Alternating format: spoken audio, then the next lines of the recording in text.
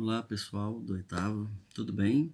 Tudo tranquilo com vocês? Espero que estejam todos bem, estudando, revendo as videoaulas, os vídeos que estão sendo colocados lá na plataforma, estejam fazendo as suas anotações, porque isso vai ser importante para você, porque eu sei que mais cedo ou mais tarde a gente vai voltar para a escola, ok? E já pensando nisso, eu quero fazer a introdução hoje de um assunto que a gente vai ver aí nas próximas semanas e que é a gente estudar a China.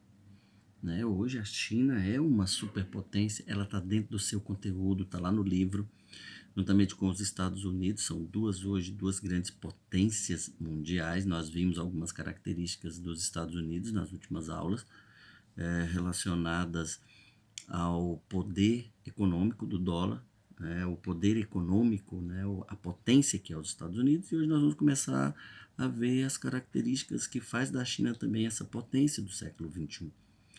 Conhecer os problemas, né? Não vamos ficar presos nesse momento às questões da pandemia, do Covid-19 que saiu lá da China, não é esse foco no momento, mas vai chegar o momento de nós falarmos sobre isso também.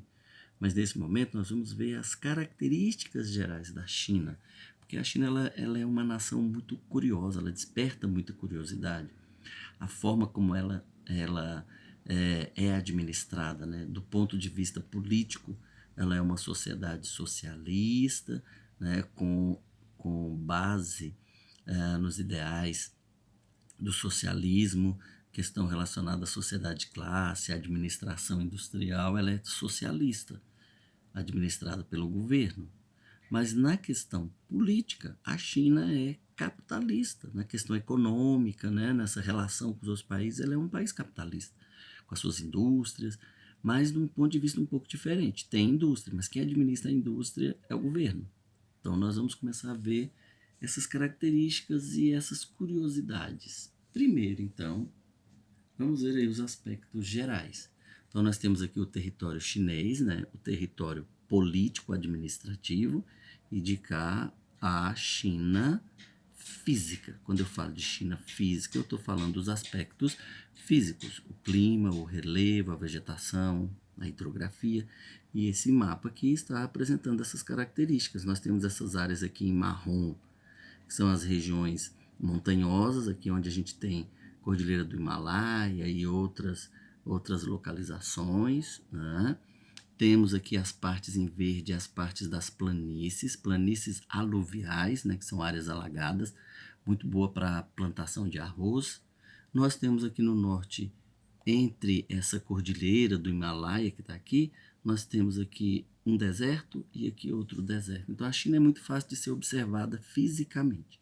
Então nós vemos aí, o território chinês é dividido em 23 províncias, então lá na China não fala estado. Estado de Goiás, estado de São Paulo, estado da Bahia. Não, lá são províncias. Então, 23 províncias, que é como se fossem os estados nossos aqui do Brasil. E 5 regiões autônomas, ou seja, são regiões independentes administrativamente. Então, faz parte da China, mas a forma de governo lá é um pouco diferente, a forma de administrar a sua economia é diferente, por isso é chamado de regiões autônomas. 4 cidades administrativas, que a gente vai ver mais adiante, por exemplo, a questão de Hong Kong, Singapura, Taiwan, algumas ilhas que estão ali no entorno que são administradas pela China, mas são independentes, e 2 zonas administrativas, né? Então nós temos aí Taiwan, Naihan, né, e o Han.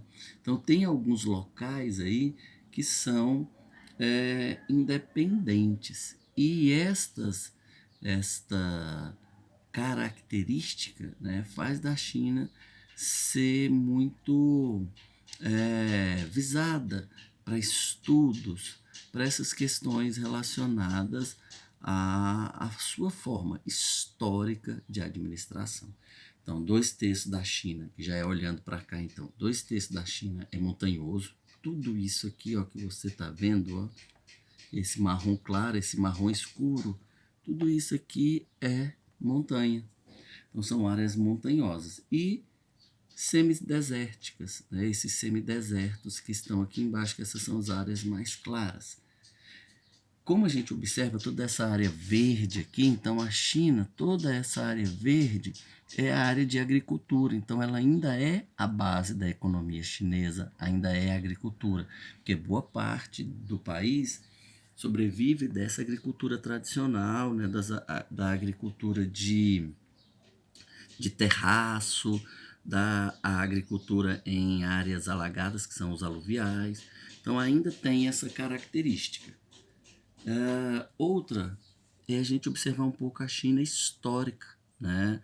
E eu fiz até uma linha do tempo aí para vocês terem uma noção. Primeiro, lá no século XIX, a China era totalmente envolvida e administrada e influenciada pela dominação estrangeira, né, pela Revolução Socialista. Então, eles exploravam muito a China, tanto que eu coloquei aqui para vocês o neocolonialismo, né, que explorava. Então, os impérios, Inglaterra, a Alemanha, eles tinham uma relação de parceria, de compra de especiarias que vinham da China, mas era mais como uma exploração imperial mesmo. E isso era lá no século XIX.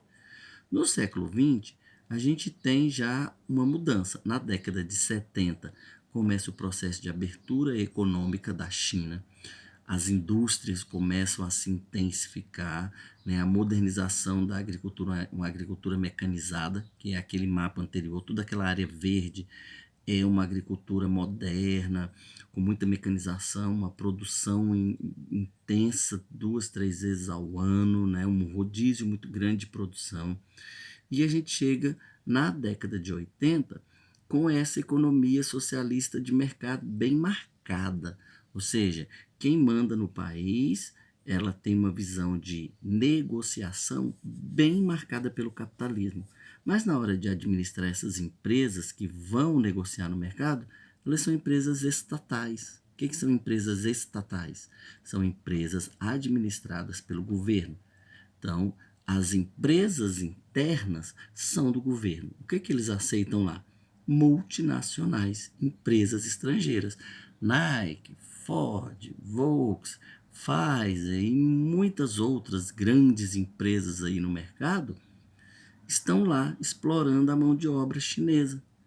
Né? Hoje nós temos a entrada aí a Xiaomi, né? Xiaomi, muitos falam, que está entrando nesse mercado de comunicação, de telecomunicações, e que está fazendo frente, mas ela é uma grande estatal chinesa que está aí vendendo e produzindo para o mundo inteiro. Então a China tem essa característica, economicamente capitalista, administrativamente socialista, e ela tenta se firmar nesse mercado moderno, fazendo frente aos Estados Unidos.